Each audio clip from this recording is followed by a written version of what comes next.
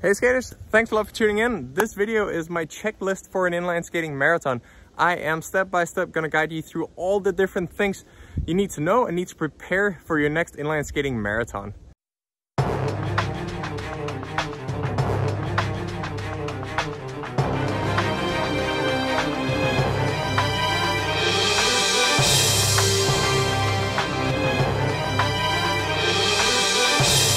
So all these points might not be important to you because you figure some of it out, or some of it doesn't even matter in your case. So feel free to fast forward if some of it isn't that interesting, because I'm going to go through every single thing to suit you, to get you ready for your next inline skating marathon. In addition, to simplify things, I even made a checklist in the application CHE Checklist. There's a link to that below, and you can download that app on your phone and bring it for your next marathon, so you can go through every little thing before the start of your race, so you feel perfectly comfortable and confident when you go to the start line. The very first thing you need to figure out is what kind of skates you're gonna be wearing. There's mainly three different kinds of inline skates. The first is the fitness skate, what you would probably start out using. They're higher up the ankle, or even goes almost halfway up to the knee. So those are good for beginners or people that are looking for more comfort, more stability, rather than setting the fastest possible time. If you've already been into inline skating for quite a while, you might already be on speed skates. Speed skates are the low-cut inline boots that allow a lot more flexibility, and they're not as technically limiting as the fitness skates. However, you need strong ankles, and you also need pretty good balance and more coordination to really benefit from these skates. And then ultimately, what the pros are wearing are custom molded skates. These are boots or skates that are perfectly fit after molding to your feet. To most skaters, it's not that necessary or important to have custom boots, especially nowadays where the stock speed skating boots can actually be heat molded in the oven and fit your feet almost like a custom skate, and you get it at a much lower price, and it's way easier to get your hands on them. So that was about it for my guide to your boots. Next thing you want to figure out is what kind of wheels you're going to be wearing and what size of wheels you would want to use for your marathon. Same goes with the skates. You need different diameters, different sizes, depending on how good you are at skating and how much you're already trained beforehand. So the largest possible wheels you can get, what is permitted for a marathon or any other skating race, is 125mm diameter, which is quite large. These wheels are faster, they have more roll, but they also lift you higher off the ground, so it's going to be harder to really steer them well and to control it. In addition to that, they're also going to be harder to push, meaning that you would need to put more power into every stroke to generate that speed. But once you get them up to fast pace, to your skating cruise speed, it's going to be easier for you to maintain that speed simply because they roll a lot better than the smaller wheels. That being said, I find that very few inline skaters, and those are only the elite pack, that actually manage to skate well on 125mm, because it is really hard to control. Also, you only got 3 wheels, unlike the other diameters and the smaller wheels where you usually get 4 wheels on each skate. The fact that you only got 3 wheels means that you have fewer contact points with the ground, so you can't steer it from side to side as easily. Therefore, it's likely to be the skate controlling you rather than you controlling the skate, unless you are a very experienced skater. Therefore, my recommendation to the vast majority of all skaters going to participate in a skating marathon would be 110mm. I find that they're the sweet spot between 125 that are really big and hard to control, and 100mm that are just not big enough to allow you to roll easily throughout the course of a marathon. They're easy to accelerate on because they're still that maneuverable, so you can accelerate easily. So when there's an attack or when there's a change of pace, you can easily follow. Finally, if you are really new to skating, if this is your first marathon, if you just want to make it through to the finish line safely and comfortably, I would go with 100mm. Remember that when you pick your wheels, size of your wheels, you would also have a frame that actually fits the wheels and the fit on your skate. So that's one thing you would definitely need to look out for. A smart way to save a bit of money and to be prepared for the progress you're probably going to be making in the future. If you start out with 100mm wheels, you can always buy a 110mm frame, because the 100mm wheels are going to fit it as well, and then without changing your frame later on, you can just opt for larger wheels to 110mm, so you get a smooth transfer. So that was for the size of the wheels. Next thing is what kind of wheels you would be wearing.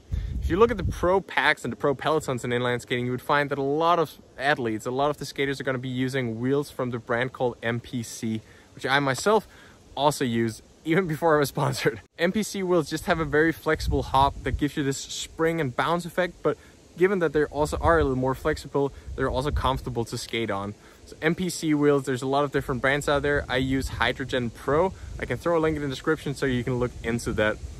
If it's raining or if it's humid when you're doing your marathon, there is one wheel that is far better than all the other wheels out there in the market called Storm Surge. This is also an MPC wheel, but it's specifically made for rain. However, these wheels are very soft, so if it dries up during the marathon, or if you're not sure if it's actually going to rain, you might just want to stay on the Hydrogen Pros, because these are way faster on the dry surface, but they also are pretty okay when it's wet. So that's a good all-around wheel for you. Now, if we're going into details with the wheels, there's also different firmnesses in each category of wheels. So if you look at the Hydrogen Pro wheel, you would find that there's firm, X-firm, and XX firm.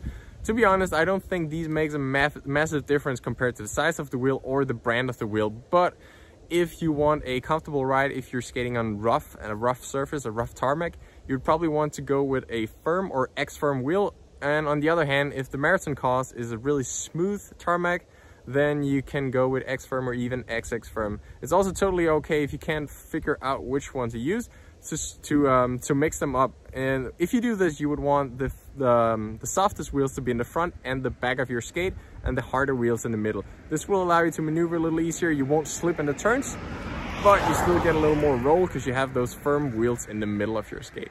Another thing I'm gonna mention here before we get into the details on race day is that a very important thing that we haven't talked about, you should be prepared for it. You should have a good training plan leading up to your marathon. This is crucial because if you're not a good skater, it's hard to skate a good marathon. You need to get your technical foundation on point, and then you gotta be fit physically to endure all the 42 kilometers that it takes to skate a marathon. I've already made a marathon plan to help you guys out. You will find a link in the description. It's a 12-week plan where you're gradually building up towards your marathon. Once you download this plan and sign up for the application, you can use the plan for the rest of your life, so don't be scared to download it right away. It's a $50 training plan, and then you got it for a lifetime. If you need more help than that, you can always find me on Instagram, and I do offer online coaching. If you need it to be a little more customized to your technical and physical needs, then I can help you out with that. But make sure that you get good training in. Also make sure that you're prepared for that full distance. And remember, skating is a technical sport, so that should come before all the other things in this video. Okay, now that we're getting closer to race day, the next thing you would want to prepare and kind of plan ahead is your nutrition plan. Good nutrition and a solid nutrition strategy is not going to make you win a marathon, but it can very well be the reason you won't be winning a marathon.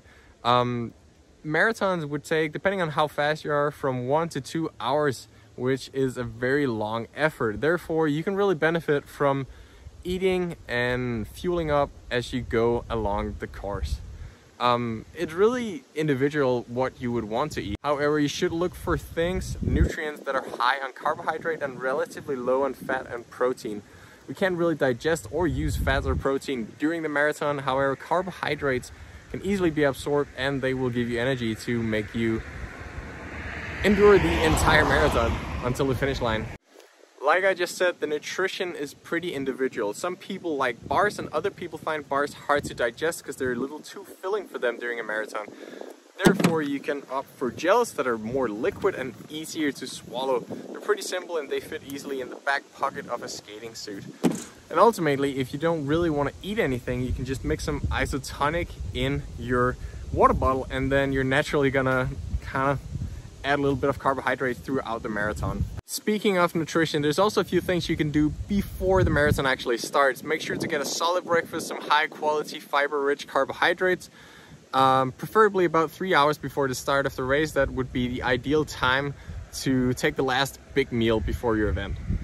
but you can already carbo load the night before by taking a very carbohydrate-rich meal and maybe eat a little more than you're used to. Next point is the hydration. This is a crucial factor, especially if it's very hot on your race day. Make sure to drink a lot of water, be hydrated. You can already before the start of your race, you can pre-hydrate, so make sure you get a lot of water and liquid inside in the hours leading up to the marathon. And then once the marathon starts, you should try and bring a water bottle in your skating suit so you can always get some water. And for most skating races and big marathons, there's going to be small stations along the course where you can pick up a glass of water and that way stay hydrated. If you're still struggling with hydration, a really good tip is that you can add some electrolytes to your water bottle, and then you're just going to hold on to the water easier when you're skating. The racing suit, or what to wear when you're skating the marathon. The fastest thing is, of course, a speed skating racing suit, preferably an aerodynamic suit. This is just simply faster. I already made a video, I can put a link below, where you can see how much faster it actually is. I was personally quite surprised if you compare a racing suit to just a t-shirt and shorts. So ideally you would have a single piece racing suit. Most of these have 1 or 2 pockets in the back where you can put your water bottle, your bars, or your car keys during the race. If you don't feel comfortable in these tight synthetic suits or these one-piece suits, you can do what I'm doing right now here. This is mainly because it's a little cold, a little chilly here, but you can have a 2-piece skating suit, a bit like in cycling. This is not as fast, it creates a little more aerodynamic drag, but it's a little more comfortable, and if you don't feel good in a skating suit, then just go with this instead. And then finally, you can just go with a t-shirt and some shorts. This is very comfortable, but it's a lot slower. So even though it might feel nicer and you might feel like you're a little more free when skating, that you have more range of motion, you don't. So think twice about what you're wearing when you're skating. Next up is the race strategy. This is an important and difficult thing to plan because you don't really get to practice this as well at home, and you can't really be sure of how to approach it before you're at the actual race. However, there's a few tips and tricks that are pretty good to have in mind. Make sure to get a good position at the start. Be early at the start of the event so you get a good spot somewhere in a group where you believe you can follow all the way to the end. When you start, you might have to go out at a higher pace than you feel like you can maintain through the entire race.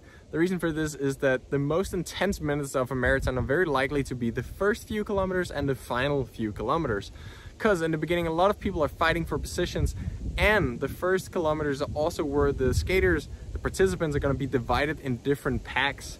So you would easily find that a lot of people are going faster than they can just to make sure that they can stay in this good pack until they settle into their race speed, their cruise speed, and then they're going to slow down. Obviously, you won't be able to keep this pace, so if you feel that you're far beyond the pace that you can keep, you should probably slow down and find a good group. However, you cannot, it's very hard. I'm not going to say you can't, but very few skaters are capable of moving up into a faster group once the groups are divided in smaller packs. It's so hard to break the wind on your own and fight against an entire peloton ahead of you. But of course, you got to go out with a realistic pace after these first few kilometers. 42 kilometers is a long way, so try and save as much energy you can once you're in that group that you want to be in.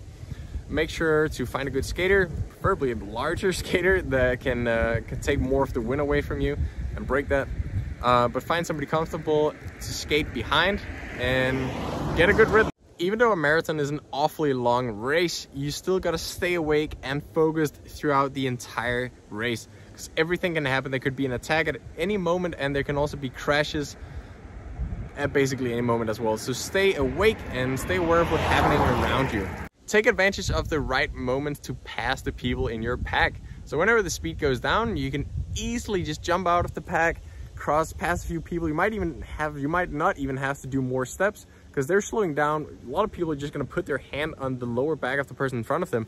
You step out of that pack, hop back in a few positions further ahead, you can just pass people without losing any energy. When your marathon is about to come to an end, you should try and find a good position in the first half of your group.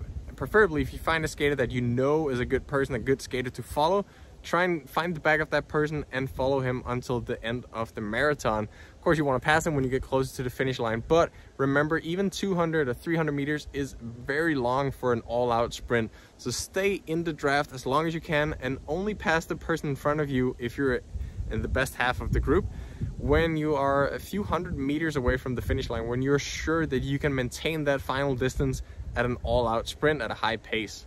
Next important point is a good warm-up routine. Make sure to warm up properly before the start of your event. A marathon is a long way, yes, but you're not going to lose that much energy by doing an easy aerobic warm-up combined with some stretching. The only thing the warm-up will affect is your chance of getting injuries. It's going to be much lower, and like I just mentioned, the first few kilometers of a marathon are going to be very intense. They're likely to be far above your threshold, and if you don't warm up for that, you can blow up within the first few kilometers.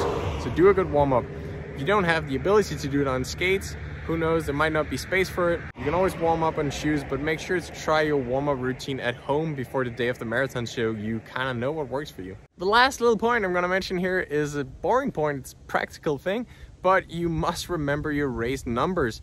Race numbers can be different from one race to another. Sometimes there's going to be an electronic chip race number that you would attach to the side of your helmet. In other cases, it could just be a normal number either on the back or the side of your legs. In some cases, you would need a number on each leg and on the back, so make sure to check up on the rules for this before the event.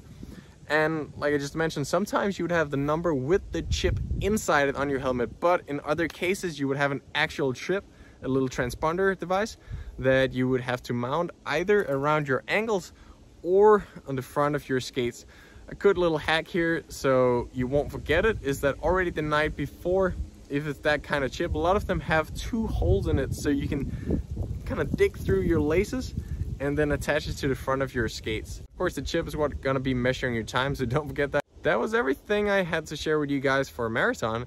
If there's any other things I didn't mention here, help me out, help yourself, each other out, and leave comments below on what you found to be important for a marathon. Like I said, you don't have to rewatch this entire video when you're planning to go for a marathon if you forgot something, because there's a link to this CHE checklist app where I just added all these points already. That's it for now. If you like this video, hit it with a like, share it with your friends, and if you want to see more of the stuff I made here on the channel, it's a bunch of everything skating related. You can subscribe here and you can check out my videos somewhere on the screen. And that's it for now. I'm gonna go skate a marathon. Thanks for watching. I'll see you for next time, everybody.